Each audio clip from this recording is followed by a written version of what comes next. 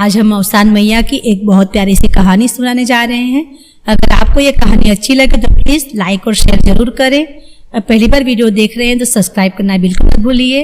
Bell icon को press कीजिए ताकि हमारे नए नए वीडियो के नोटिफिकेशन आप तक पहुंचते रहें। एक गांव में एक सास बहू रहते थे। सासू माँ पूजा में बहुत विश्वास रखते थे, लेकिन बहू जो है वो पूजा जब भी होती थी तो कुछ सामान आता था उसे वो जूठा कर लेती थी, इसलिए सासू माँ की पूजा फलित नहीं होती थी। तो वो सोचती थी सासू माँ कि मेरी पूजा फलित क्यों नहीं हो रही, मैं इतना श्रद्धा से भगवान की पूजा करती हूँ लेकिन मुझे उसका फल ही नहीं मिलता है, ऐसी मुझसे क्या गलती होती है। तो एक दिन अवसान माता उनके सपने में आई और बोली कि आपकी बहू जो है वो पूजा का सामान जो आता है वो जूठा कर लेती है, इसके लिए तुम्हारी जो पूजा है वो फलित नहीं होती है। हम जो भी पूजा पाठ करते हैं वो सामान हमें जूठा नहीं करना चाहिए। लेकिन बहू को थोड़ा दिमाग कम था तो वो कुछ भी सामान घर में आता था तुरंत अपने मुंह में डाल लेती थी। तो सासू माँ ने सोचा कि ऐसा तो मैं क्या करूं कि बहू को बुरा भी ना लगे और मेरी पूजा भी फलित हो जाए। फिर एक दिन सोचा कि चलो बहू को मैं ये कपड़े लेके धुलने के लिए नदी पर भेज देती हूँ और तब से मैं अपना यहाँ पर पूजा की तैयारी कर लूंगी। तो बहू से बोला कि बहू ये जो काला कम्बल है ना उसे धुलो और नदी में तब तक साफ करना कि जब तक वो सफेद ना हो जाए। कभी काला कम्बल भी सफेद होता है क्या?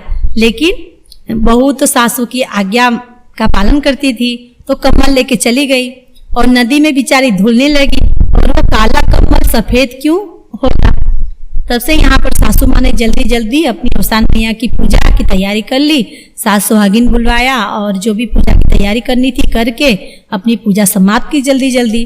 फिर पूजा समाप्त कर ली तो सोची कि चलो बहू को लेके आती हूँ, बहू तो अपना कम्बल ही धोती होगी। तो सासू माँ प्रसाद लेके बहू के पास गई और बहू को बोली कि बहू लो प्रसाद खा लो।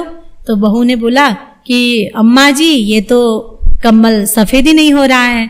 तो अम्मा सासू माँ ने बोला कि पगली कभी ये काला कम्बल भी सफेद होगा क्या? जो पूजा का सामान घर में आता था जूठा कर लेती थी इसलिए पूजा घर में फलित नहीं होती थी, इसके लिए मैंने तुमको नदी पे भेज दिया था।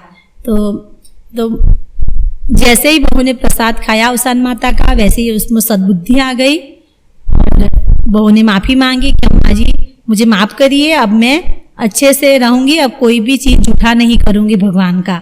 इसी तरह से अवसान माता ने जैसे उनको सद्बुद्धि दी ऐसे सबको दे। तो बोलिए अवसान माता की जय।